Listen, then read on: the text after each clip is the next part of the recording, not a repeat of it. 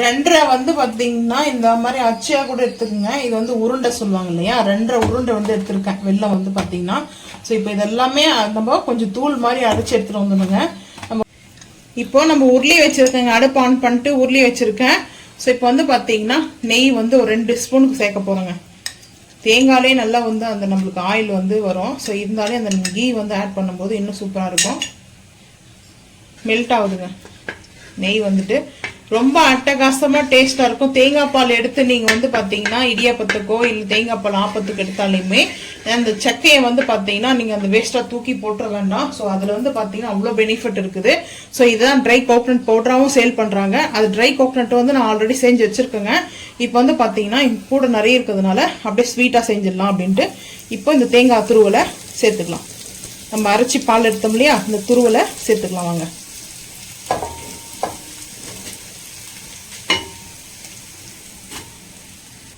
நல்ல ஒரு கலர்ஃபுல்லான லட்டுக்கு வந்து நம்ம நெய்யும் சேர்த்துருக்கோம், வெல்லமும் சேர்க்க போகிறோம். அவ்வளோதாங்க, ரொம்ப சூப்பராக இருக்கும். இந்த தேங்காய் நல்லா வதங்கிட்டு இருக்கட்டும். இந்த நெய்யோடு சேர்த்து பாருங்கள், அங்கங்கே எல்லோவாக இருக்குது. நெய்யோடு சேர்ந்து நல்லா வதங்கிட்டு இருக்கட்டும். மற்ற அப்படியே சேர்த்துக்கலாங்க. இப்போ இடித்து எடுத்துகிட்டு வந்துட்டோம், சேர்த்தாச்சு. சேர்த்துட்டு நல்லா மிக்ஸ் பண்ணிக்கலாம். இப்போ அடுப்பு ஹை ஃப்ளேம் பண்ணிவிட்டு ஸோ இப்போது நல்லா தேங்காய் வந்து பார்த்திங்கன்னா கீயில் நல்லா வந்து பார்த்தீங்கன்னா சாட்டேஜ் பண்ணிட்டுங்க. தேங்காய் வந்து நெய்யில் நல்லா வதக்கி எடுத்தாச்சு. இப்போ நம்ம வெல்லத்தை சேர்த்த உடனே கொஞ்சம் மெல்ட் ஆக ஆரம்பிக்குங்க. நல்லா மெல்ட் ஆகணும். மெல்ட் ஆனதுக்கப்புறம் நம்மளுக்கு வந்து பால்ஸ் மாதிரி லட்டு செய்து கரெக்டாக வரும்.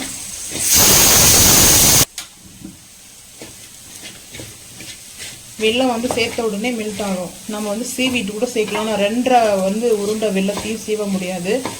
ஸோ ஷோல்டர் பெயின் இருக்குது எனக்கு, அதனாலே நான் வந்துட்டு இந்த போல் தூள் பண்ணி எடுத்துட்டு வந்துட்டேன். பாருங்க, இப்போ அப்படியே வந்து மிக்ஸ் ஆகிட்டு இதே புட்டு செய்வாங்க இல்லையா, அந்த மாதிரி இருக்கு. இப்போ பார்க்கறதுக்கு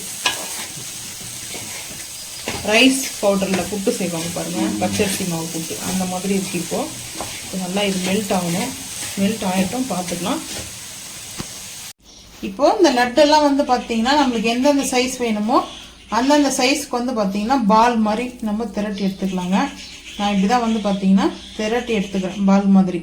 ஸோ ஈஸியாக நம்ம இது போல் வேஸ்டேஜ் பண்ணாமல் செஞ்சு குழந்தைங்களுக்கு வந்து பார்த்தீங்கன்னா சில்ட்ரன்ஸ்க்கு வந்துட்டு ஈவினிங் டைமில் ஸ்நாக்ஸ் மாதிரி வந்து கொடுக்கலாங்க. ஹெல்த்தியான லட்டுங்க இது.